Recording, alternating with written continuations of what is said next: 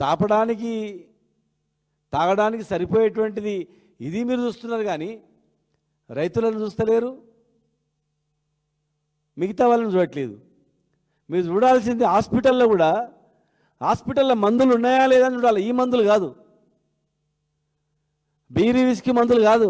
హాస్పిటల్లో మందు పారాసెటమాల్ ఉందా లేదా, క్రోసిన్ సిరప్ ఉందా లేదా, ఆక్సిజన్ ఉందా లేదా, ఐసీయూ బెడ్లలో ఏమైనా కొరత ఉందా, ఇట్లా ప్రిన్సిపల్ సెక్రటరీ పోయి హాస్పిటల్ని చెక్ చేస్తే మేము సంతోషపడే వాళ్ళం. అగ్రికల్చర్ కమిషనర్ పోయి వ్యవసాయానికి సంబంధించిన చెక్ చేస్తే సంతోషపడే వాళ్ళం. హాస్టళ్లలో పోయి హాస్టళ్లలో సెక్రటరీ ప్రతి హాస్టల్ని సందర్శించి విద్యార్థులు తినే ఆహార పదార్థాలు మంచిగా ఉన్నాయా లేదా, నాణ్యతమైన బియ్యము పప్పు ఉప్పులు ఉన్నాయా లేదా, వంట బరిగా ఉందా లేదా అని అవి తిని అన్నం తిని చెక్ చేస్తే బాగుండేది. చనిపోకూడదు. ఇప్పటివరకు దాదాపు 200 మంది చనిపోయారు, విద్యార్థులు చనిపోయారు. ఇంతమంది విద్యార్థులు చనిపోతే చనిపోకుండా ఉండడానికి ముందు జాగ్రత్త చర్యలుగా ప్రతి సెక్రటరీ ప్రతి జిల్లా కలెక్టర్ ఒక్కరోజు ఒక హాస్టల్ సందర్శించి అందులోనే భోజనం చేయాలని చెప్తే ఎంతోమంది పేద విద్యార్థులు ప్రాణాలు బతికేటివి. హాస్టళ్ళు చెక్ చేయరు, గోడౌన్లు చెక్ చేయరు, వ్యవసాయానికి సంబంధించినటువంటివి హాస్పిటళ్ళు చెక్ చేయరు. కానీ డిస్టరీస్ ప్రభుత్వం ఆదేశించిందంటే నయం, మా అధికారులను పంపింది, మీరు టేస్ట్ కూడా ఉందా లేదా చెక్ చేయండి అని చెప్పలే. ఇంత విచిత్రంగా ఎక్కడ లేదు. దయచేసి చీఫ్ సెక్రటరీ గారు మేము చెప్తా ఉన్నాం, అయ్యా మీ అధికారులను బీర్ కంపెనీలలో వెంబడి 3 నెలల తర్వాత బీర్లు బాగా ఎండాకాలం తాగుతారు కనుక దానికి సరిపోయేటువంటి బీర్లు ఫుల్ తయారు చేయండి అని చెప్పడం కాదు, మీ వ్యవసాయ అధికారులను పంపించండి. రేపు మళ్ళా కోతకు వస్తున్నాయి, సంచులు ఉన్నాయా లేదా, యూరియా ఉందా లేదా, కరెంటు పరిస్థితి చూడండి, హాస్పిటల్లో చెక్ చేయండి, జిల్లా ఆసుపత్రిలో పంపించండి, హాస్పిటల్లో మందుల కొరతలు ఉన్నాయా లేదా అని చూడండి. బయటికి రాస్తున్నారు కొనుక్కొచ్చుకోమని, ఆ పరిస్థితి ఎందుకు వచ్చింది చూడండి. వెల్నెస్ సెంటర్స్ ఉన్నాయి, రిటైర్డ్ ఎంప్లాయీస్ మహబూబ్నగర్లో మందులు అయిపోయినాయి, మూత పడుతుంది. దానిలో రిటైర్డ్ ఉద్యోగులకు సరిపోయేటువంటి మందులు వాళ్ళ జీవితం సర్వం దారబోసి ప్రభుత్వంలో పనిచేసి రిటైర్డ్ అయ్యారు, వాళ్ళకి సరిపోయేటువంటి మందులు ఉన్నాయా లేదు చూడండి.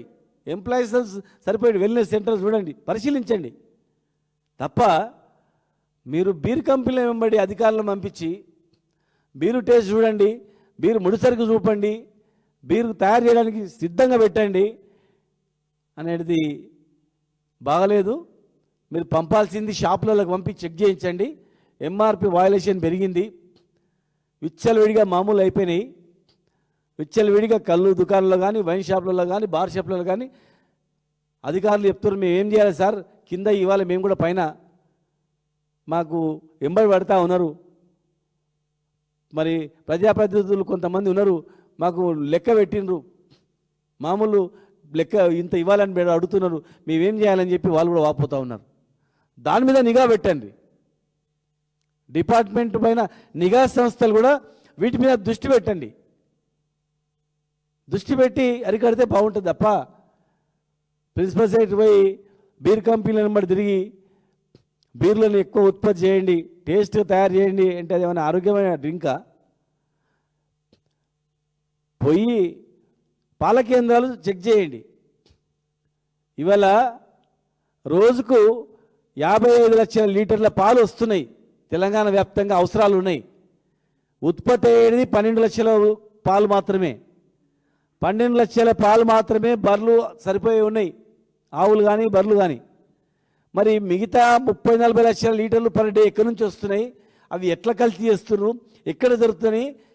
కల్తీ పైన మీరు దృష్టి పెట్టండి, పాలపైన దృష్టి పెట్టండి, పసుపు పైన దృష్టి పెట్టండి. క్యాన్సర్ పెరిగిపోతుంది, క్యాన్సర్ రావడానికి తినేటువంటి కల్తీ ఆహారాలే, దాని మీద దృష్టి పెట్టి అవి చెక్ చేపియండి. కానీ బీర్లను విస్కీల కంపెనీల మీద పడి ఆదాయాన్ని పెంచే మార్గం చేస్తే ప్రజల ఆరోగ్యం పోతుంది తప్ప ఏం లేదు.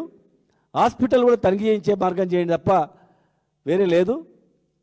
ఇటువంటివి ప్రయోగాలు చేయడం వల్ల ప్రజలలో చులకనే తప్ప వేరే ఏం లేదు.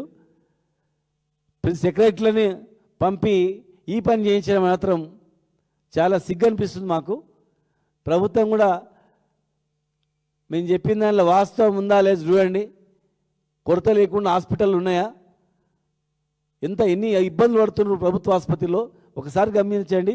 వెల్నెస్ సెంటర్లు కూడా మీరు జిల్లా కలెక్టర్ని ఎక్కడెక్కడ వెల్నెస్ సెంటర్స్ ఉన్నాయో ఎంప్లాయీస్కి సంబంధించినటువంటిది అవి చెక్ చేపియండి, సంతోషపడతారు.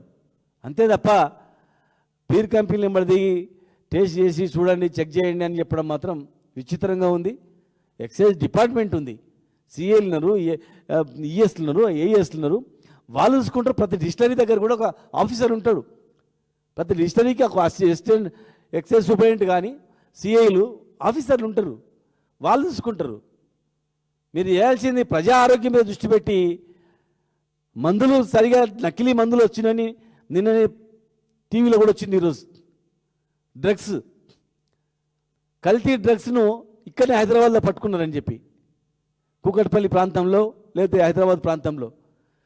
అట్లా డ్రగ్స్ చెక్ చేయండి, నకిలీ మందులు చెక్ చేయమంటే మీరు ఈ మందులు చెక్ చేస్తున్నారు. ఎక్కడ లేదు ఈ దేశంలో, ఎక్కడ కూడా ఒక ప్రిన్సిపల్ సెక్రటరీ పోయి మీరు బాగా తయారు చేయండి మొత్తం స్టాక్ పెట్టండి అని చెప్పింది ఎక్కడ లేదు. అన్నీ చేస్తే సరే అనుకుంటారు, కానీ అన్నీ వదిలిపెట్టి రోగాలకు న్యాయం చేసే మందులు వదిలిపెట్టి రోగం రావడానికి కారకమైన మందులు తయారు చేయండి అని చెప్పడం అనేది మాత్రం చాలా విచిత్రంగా ఉంది. దయచేసి హాస్పిటళ్లను చెక్ చేయించాలి, హాస్పిటల్లో మందులు ఉన్నాయా లేదని, కొరత ఉందా లేదని చెక్ చేయాలి. భవిష్యత్తులో యూరియా కొరత లేకుండా అగ్రికల్చర్ డిపార్ట్మెంట్ అప్రమత్తం చేయండి. ఎస్సీ ఎస్టీ బీసీ హాస్టల్లో విద్యార్థులకు సరిపోయేటువంటి ఆహార పదార్థాలు ఉన్నాయా లేదా చూడండి, నాణ్యతమైన ఉన్నాయా సప్లై చేస్తున్నారా చూడండి. ముక్కుపోయిన పప్పు సప్లై చేస్తున్నారని చెప్పి దృష్టికి వస్తుంది. అందుకే రకరకాల రోగాలు వచ్చి చనిపోతున్నారు విద్యార్థులను కూడా మనం పేపర్లో చూస్తూ ఉన్నాం. దాని మీద దృష్టి పెట్టాల్సిందిగా మేము ప్రభుత్వాన్ని రిక్వెస్ట్ చేస్తున్నాం, డిమాండ్ చేస్తున్నాం. లేని పక్షాన ఏ ఒక్క